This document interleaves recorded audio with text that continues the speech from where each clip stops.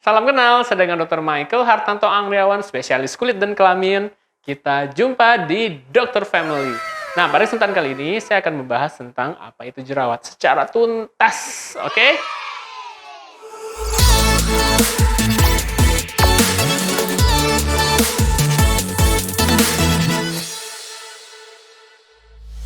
Dalam istilah medis, jerawat itu disebut sebagai acne. Nah, sebenarnya ada apa saja sih jenis-jenis jerawat itu?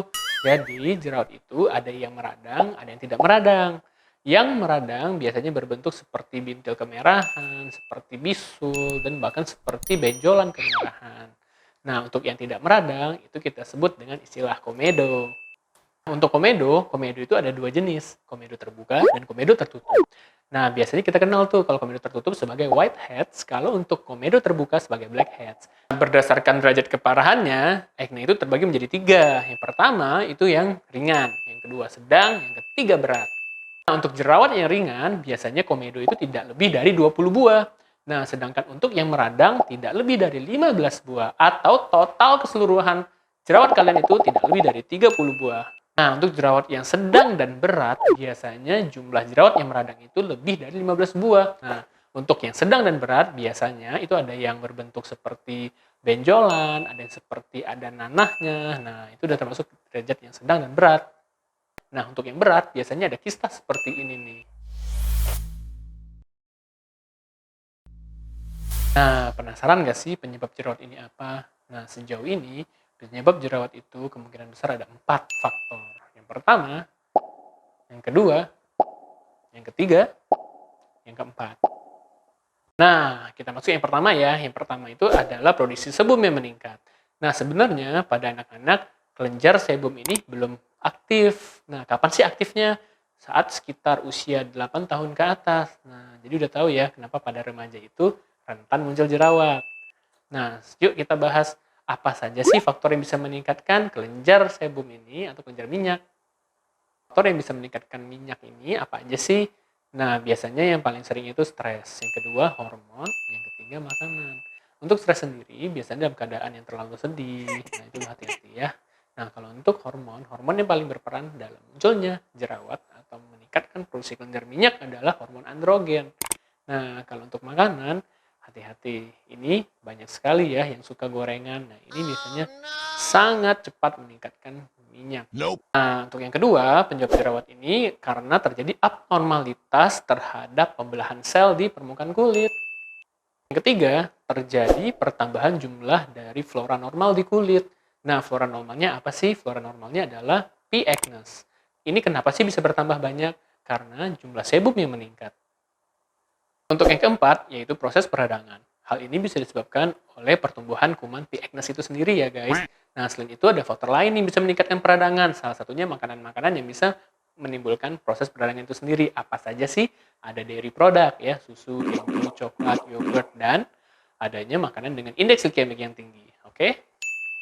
Nah, makanan apa saja sih yang indeks glikemiknya tinggi? Ada banyak macam. Salah satunya yang kalian sering jumpai sehari-hari ya, boba, martabak, kopi susu, junk food. Ya, hati-hati dengan indeks glikemik yang tinggi ini, jerawat mudah terjadi. Oke, sampai ke bagian yang kita tunggu ya, tips dan trik cara mencegah terjadi jerawat. Ada apa saja sih? Nah, yang pertama, yang paling penting kalian tentu harus menjaga kebersihan wajah kalian ya guys. Kenapa sih kebersihan wajah itu penting? Ya, karena kotoran itu dapat menyebabkan pori-pori dan menyebabkan jerawat. Jadi, untuk teman-teman yang perempuan, hati-hati ya, setelah penggunaan make up wajib dibersihkan.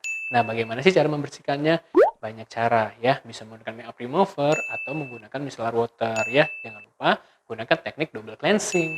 Make up apa aja ya kira-kira yang bisa menyebabkan sumbatan di pori-pori? Nah, simak baik-baik ya. Make up-nya biasanya itu BB cream, CC cream, ya, concealer, cushion, itu bisa tuh menyumbat pori-pori kalian. Jadi apabila kalian memakai itu semua, tolong dibersihkan dengan baik wajahnya, oke? Selain membersihkan wajah, teman-teman juga harus pintar dalam memilih sabun. Karena apa? Karena salah sabun bisa memperparah jerawat kalian. Ya, yang pertama, jangan memakai sabun yang ada scrub. Oke? Nah, yang berikutnya, pilihlah sabun yang pH balance. Yang ketiga, yang less iritan. Tips berikutnya, menggunakan skincare yang tepat. Untuk teman-teman yang jerawat, hati-hati. Jangan coba-coba skincare, jangan asal memakai skincare, karena kalau salah memakai skincare, jerawat kalian bisa menjadi lebih parah. Jadi, kalau ada jerawat, skincare apa saja sih yang sebaiknya digunakan? Nah, untuk regimen pagi hari, kalian bisa gunakan benzoyl peroksida, menggunakan niacinamide. Nah, untuk malam hari, bisa menggunakan retinol. Terus, untuk beberapa sediaan, misalkan untuk total jerawat, kalian bisa memilih yang ada kandungan asam salisilat ya guys. Bagi kalian yang baru memilih skincare untuk jerawat kalian, hati-hati. Untuk niacinamide, jangan lebih dari 5% ya. Untuk asam salisilat sendiri, jangan konsentrasinya juga yang tinggi-tinggi. Kalau bisa pakai sekitar 1-2%. Sama halnya untuk retinol. Retinol mulailah dari yang 0,5%. Terus penggunaan sunscreen, hati-hati bagi teman-teman yang jerawatan ya. Karena apa? Sunscreen itu sendiri dapat berpotensi menyumbat pori-pori. Nah, sebaiknya gunakan yang SPF 20-30, jangan lebih dari ini ya. Apa sih nggak boleh lebih dari 30? Tahu nggak alasannya? Nah, karena kalau SPF itu lebih dari 30, biasanya lebih oily, lebih pekat, sehingga berpotensi menyumbat pori-pori dan bisa memperparah jerawat. Bagi kalian yang ada permasalahan bekas jerawat yang kehitaman, bisa menggunakan skincare yang mengandung AHA atau alpha hydroxy acid. Sebaiknya konsentrasinya tidak lebih dari 10% ya. Karena apa? Karena bisa mengiritasi kulit kalian. Tips berikutnya, menjaga pola hidup sehat. Nah, apa saja sih pola hidup sehat? Yaitu tidur yang cukup, jangan bergadang. Nah, berikutnya makan juga makan yang sehat. Dan yang ketiga, kelola emosi, kelola stres kalian. Untuk makanan, apa saja sih yang harus dihindari? Tadi sudah saya sebut di depan ya. Dairy produk, apa saja sih dairy produk? Bisa kalian lihat ya, nih, dairy produknya yang begini nih. Ya.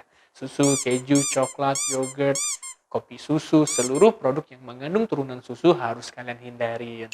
Ya, tadi ada indeks glikemik tinggi, ya, yang makanannya manis-manis, makanan yang diolah dengan tidak sehat, misalkan junk food, dan juga ada minuman bersoda, ya, soft drink juga kalian hindarin.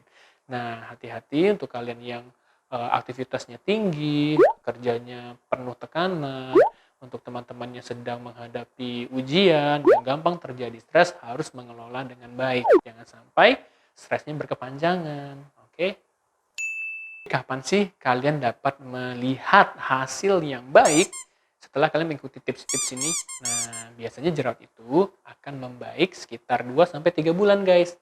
Tapi kalau misalkan setelah lebih daripada itu, jerawat kalian malah bertambah parah, tidak membaik, sebaiknya kalian segera konsultasi ke dokter. Bagi kalian yang mengalami jerawat yang meradang, terutama yang bentuknya seperti bisul, jangan coba-coba dipencetin ya, kenapa ada risiko terjadinya bopeng. Karena kalau terjadi bopeng, skincare OTC atau dijual bebas itu tidak bisa mengatasi bopeng. Dan krim racikan dokter juga kurang maksimal dalam mengatasi bopeng. Jadi harusnya apa? Kalian biasanya dirujuk ke klinik-klinik ya, klinik yang bisa mengatasi bopeng dengan biaya yang cukup lumayan.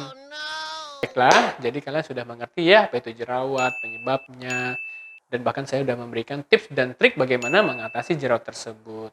Oke, jangan lupa like, komen, dan subscribe channel saya, dan klik tanda lonceng. Oke, sampai jumpa di video berikutnya ya. Bye!